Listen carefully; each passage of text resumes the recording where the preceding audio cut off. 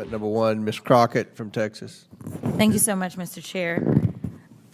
You know, walking in today, I didn't really know how I felt or what I would do, because as people ask me about how I can get so passionate in this committee about certain topics, I recently had an opportunity to talk to a group of people in Las Vegas, actually last weekend, and there was a woman who was almost in tears as she told me about the number of family members that have been fired from the federal government.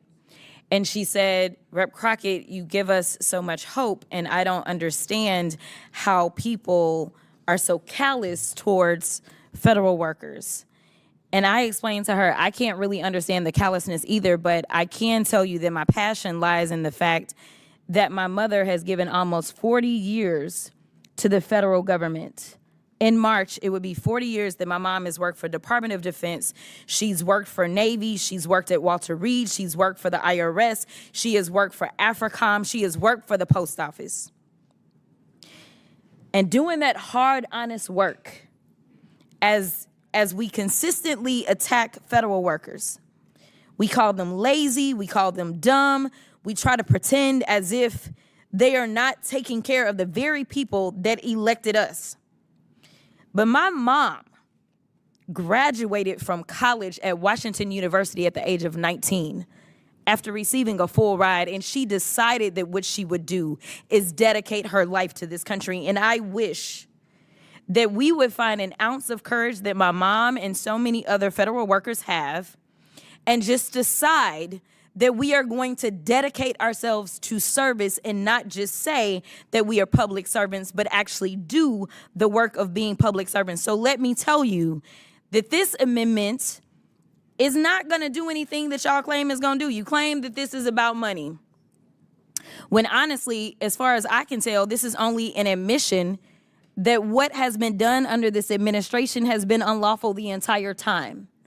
This is only an avenue to make sure that when and if another rogue tyrant decides that they want to enter the White House, they can go and get rid of as many people as they want to, and they will not have any recourse in the courts.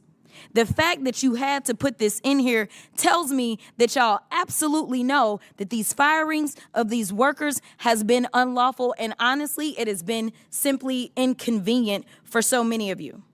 But I can tell you that the only people that are going to hurt are the people that you're servicing. Even if you can tell me that the CBO tells us that there may be, they can tell me it's $50 billion or however many billions of dollars over a number of years. What the CBO is not telling us is how many people are not going to get their Social Security. How many people may die because they don't get the services that they need at the VA. How many people are not going to get their SNAP benefits because there's not going to be anybody there.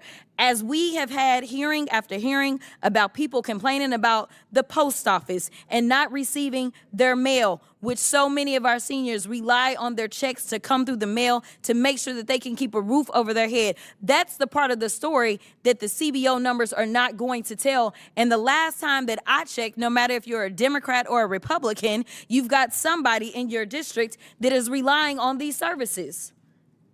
This is about hurting people. This is about getting rid of people that are too inconvenient for an administration that doesn't want to keep our food safe at the FDA as they are firing people. This is about an administration that doesn't want to have any oversight or anybody reporting back and telling you that our food is unsafe, telling you about the diseases that are coming through, and basically talking about the overall incompetence. If you don't have anybody that's at work, then yes, you don't have to worry about whether or not people who say are trying to go and get an education, whether or not they're going to actually be able to fill out their FAFSA and get that funding that they need. So at the end of the day, if you can't really explain to me how this is going to help your constituents, I don't understand why we are talking about it. Because again, we weren't elected by Donald Trump or J.D. Vance or Elon Musk. We were elected by the people of our districts, and those are the only people that we should be discussing as it relates to the policy changes that we bring about in this committee. And I will yield.